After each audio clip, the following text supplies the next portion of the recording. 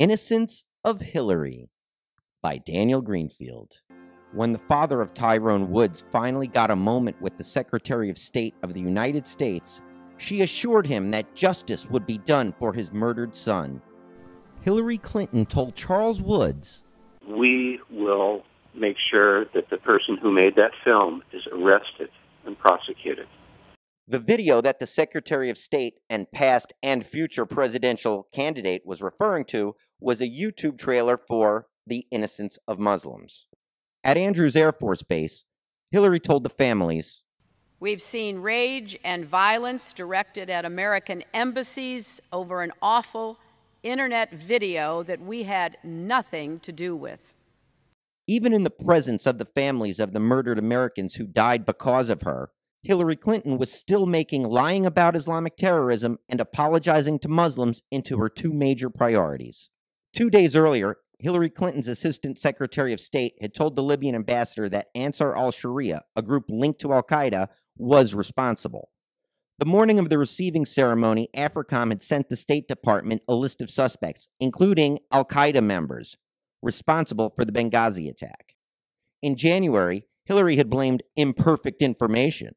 As she makes her rounds promoting her book, she's fighting to keep the video lie alive. In Hard Choices, Hillary claims that there were, quote, "scores of attackers that night, almost certainly with differing motives. It is inaccurate to state that every single one of them was influenced by this hateful video. It is equally inaccurate to state that none of them were. Since it's impossible to disprove a negative, it would be equally inaccurate to state that none of the attackers were influenced by a frustrated passion for Hillary Clinton.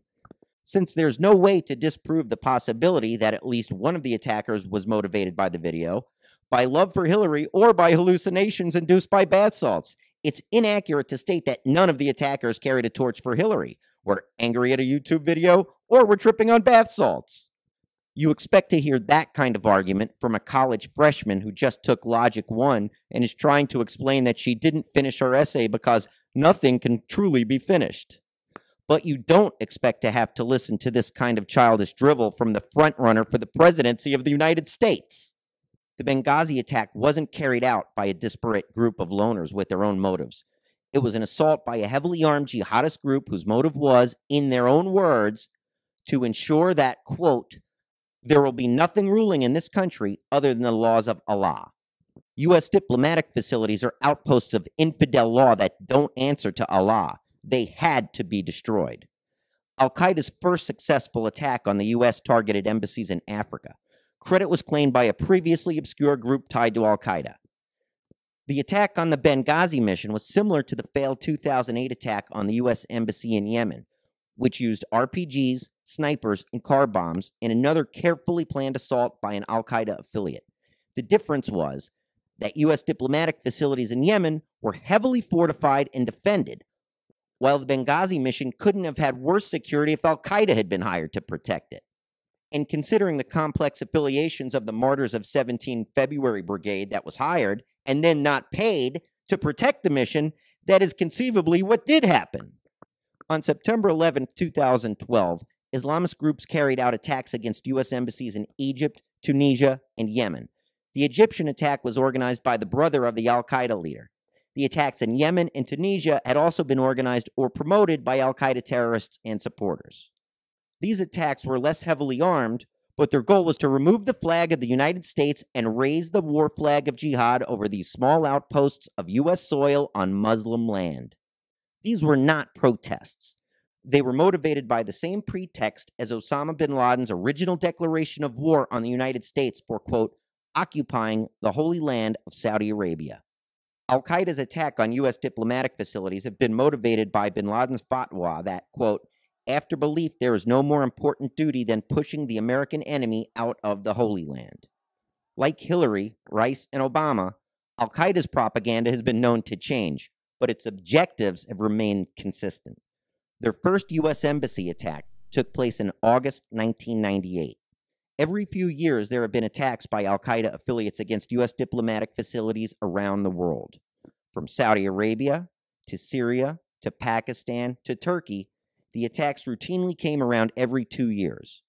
By September 11, 2012, the U.S. was due for another attack on its diplomatic facilities.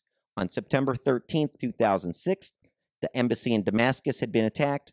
On September 17, 2008, the embassy in Yemen had been attacked. In 2010, the Pakistani Taliban had targeted the U.S. consulate. It should not have been very difficult to spot the pattern. Hillary's defenders pass around a list of attacks on U.S. diplomatic facilities under Bush. But the vast majority of those attacks were stopped by guards and defenses. The casualties were usually locals. In Yemen, the attackers dressed in police uniforms and set off multiple car bombs to breach the embassy grounds. They had RPGs and grenades and had even set up a sniper ambush. And they still did not succeed in killing a single American diplomat, let alone in overrunning the facility.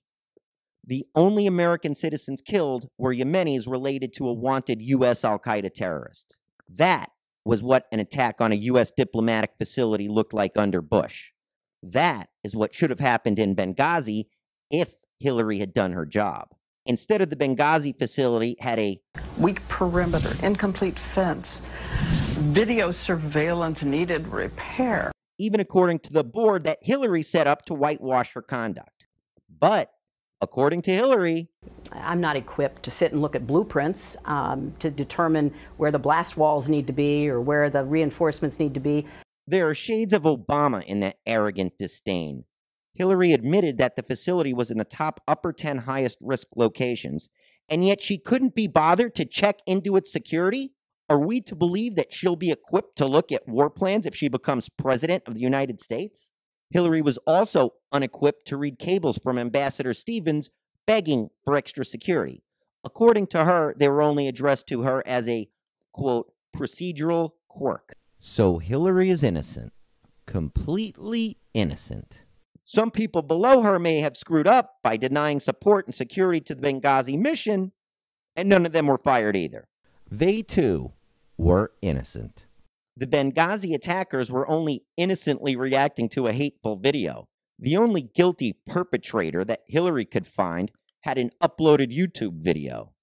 In The Innocence of Hillary, there is a preview of her administration. When things go wrong, someone else will be at fault because she wasn't equipped to look at the numbers or the maps. The buck won't stop with her, except as another, quote, procedural quirk. Someone else will always be the guilty party. If Los Angeles gets nuked, a protester burning a Koran will be locked up.